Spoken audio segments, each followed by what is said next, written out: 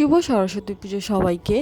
তো good morning, welcome back to my channel Riya লাইফস্টাইলে তোমাদের সবাইকে স্বাগত। তো কাল এই ভিডিওটা আমি করেছিলাম, তো আজও আমি ভিডিওটা পোস্ট করব। তো আজও পুজো থাকবে সকাল পর্যন্ত।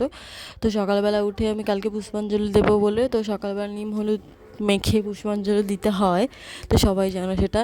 সেই জন্য আমি নিম হলুদ, নিম পাতা আর কাঁচা হলুদ বেটে নিয়েছিলাম মাখবো বলে। এটা ছোটো থেকেই আমি মেখে এসেছি, এটা মা বাবা শিখিয়েছে, মানে এরকম করে হলুদ আর নিম পাতা মেখে পুষ্পাঞ্জলি দিতে যেতে হয় স্নান টান করে।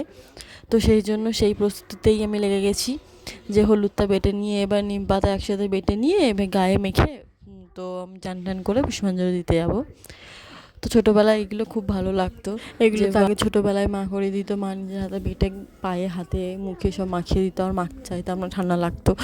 এখন তো সেসব ঠান্ডা কিছুই লাগে না, আগে তো প্রচুর ঠান্ডা পড়তো সরস্বতী পুজোর সময়, এখন তো সেরকম ঠান্ডা পড়েই না।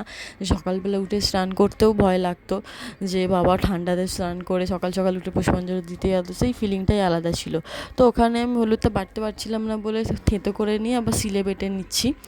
তো কারা কারা এরকম হলুদ মেখে সরস্বতী পুজোতে স্নান টান করো, তো আমাকে একটু কমেন্ট করে জানিও। আমার তো এইসব এরকম নিয়ম পালন করতে খুবই ভালো লাগে। তো এবার স্নান টান করে পুষ্পাঞ্জলি দিতে যাব।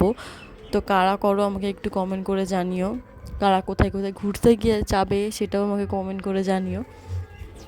আগে তো স্কুলে যেতাম, ছোটো ছোটো এরকম হলুদ শাড়ি পরে সেজে গুজে, মা যেরকম সাজিয়ে দিত সেজে গুজে আমরা স্কুলে চলে যেতাম ছোটো ছোটো পুষ্পাঞ্জলি দেবো বলে।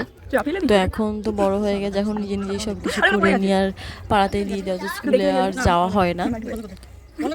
স্কুলে যেতে বলতে বলে যেতাম, আর এখন দেখো স্নান টান করে রেডি হয়ে গেছি পুষ্পাঞ্জলি দিতে যাবো।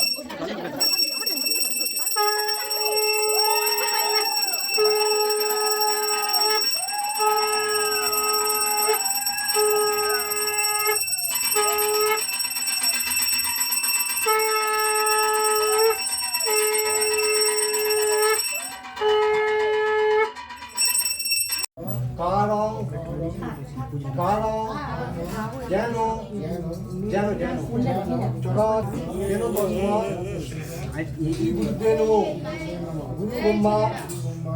আর এখানে পুষ্পাঞ্জলি দিয়ে এসে দেখি মা একটু খিচুড়ি বানিয়েছে, গোবিন্দভোগ চাল দিয়ে, আলু ভাজা, বেগুন ভাজা। তো এরকম পুষ্পাঞ্জলি আমাদের এরকমই হয়, নিরামিষই খাওয়া হয়, খিচুড়ি বেশিরভাগ হয়। তো খুবই ভালো করেছিল, একটু ঝালটা বেশি হয়ে গেছিলো বলছিলাম মাকে। তো হাতে পুরো হলুদ মেখেছে, হাত থেকে হলুদ একদম ওঠেনি। তো এরকম নিরামিষ খিচুড়ি খাওয়া হয় কাদের কাদের বাড়িতে, আমাকে একটু কমেন্ট করে জানিও। আর আজকে আমাদের গোটা সেদ্ধ হয়, জানি না কাদের কাদের বাড়িতে হয়, আমাদের এখানে পুরো পাড়াতেই হয়।